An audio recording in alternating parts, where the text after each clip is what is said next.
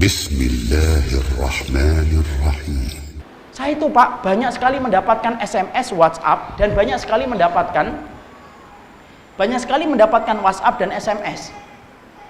Dan kemudian lembaran-lembaran, di mana para ikhwan itu sering cerita, Ustadz, saya kumpul sama orang yang tampaknya sudah lama ngajinya, tapi kenapa saya tidak betah ya? Setiap orang tidak ada yang selamat dari lesannya.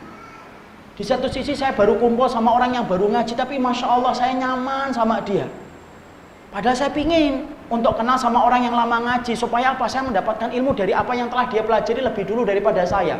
Masya Allah, 3 pekan lalu saya masih mendapatkan pertanyaan yang semacam ini, Pak. Loh, kalau kemudian orang mengaku dan menepuk dada dia solih, tapi tidak berbanding lurus dengan akhlak yang dia miliki, Masya Allah, dari perkara mana orang itu akan memeluk indahnya sunnah kalau kita tidak memiliki akhlak yang baik?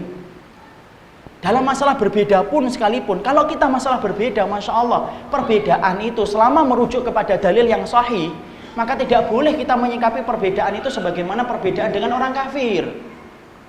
Kadang-kadang ada perbedaan atau tidak? Iya. Siapa yang mengatakan sunnah tidak ada perbedaan? Saya ingin tahu dalilnya. Kalau mengamalkan sunnah itu tidak ada perbedaan. Bukankah Ibnu Abbas berbeda dengan Ibnu Umar? Bukankah Abdullah bin Mas'ud berbeda dengan Abu Sa'id Al-Khudri? Bukankah Imam Ahmad berbeda dengan Imam Malik? Tapi Masya Allah, walaupun mereka berbeda, ketika mereka memiliki manhaj dan akhlak yang baik, perbedaan itu tidak menjadikan mereka itu saling membenci. Perhatikan Utsman bin Affan. Beliau itu kalau safar 4 rakaat, jarang beliau mengqashar. Abdullah bin Mas'ud kalau beliau safar itu kemudian ngambil rukhsah 2. Tapi Masya Allah, setiap Abdullah bin Mas'ud safar bersama dengan Utsman bin Affan, maka subhanallah, Utsman bin Affan itu tidak pernah dilanggar dan tidak pernah disanggah perkataannya. Abdullah bin Mas'ud ngikutin apa yang dilakukan oleh Utsman. Ditanyakan kepada Abdullah bin Mas'ud, kenapa kamu tidak mempertahankan keyakinanmu? Al-khilafu syarrun. Perbedaan itu buruk. Selama masih bisa ditolerir, mari kita kemudian perlihatkan akhlak yang baik. Imam Ahmad, Pak, beliau itu adalah seorang ulama yang mengatakan bahwasanya kunut subuh adalah bid'ah.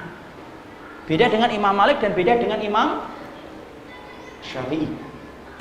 Tapi beliau pernah ditanya, bagaimana hukumnya ketika kami itu sholat subuh di belakang orang yang melaksanakan kunut? Imam Ahmad mengatakan, fa'aminu, kamu aminkan doanya. Innama ju'ilal imamu liyu'tamma bihi, dijadikan imam untuk diikuti. Padahal Imam Ahmad itu menganggap apa? Menganggap bahwasanya kunut subuh itu adalah tidak masyru'. Ya? Perhatikan pula kemudian Imam Syafi'i.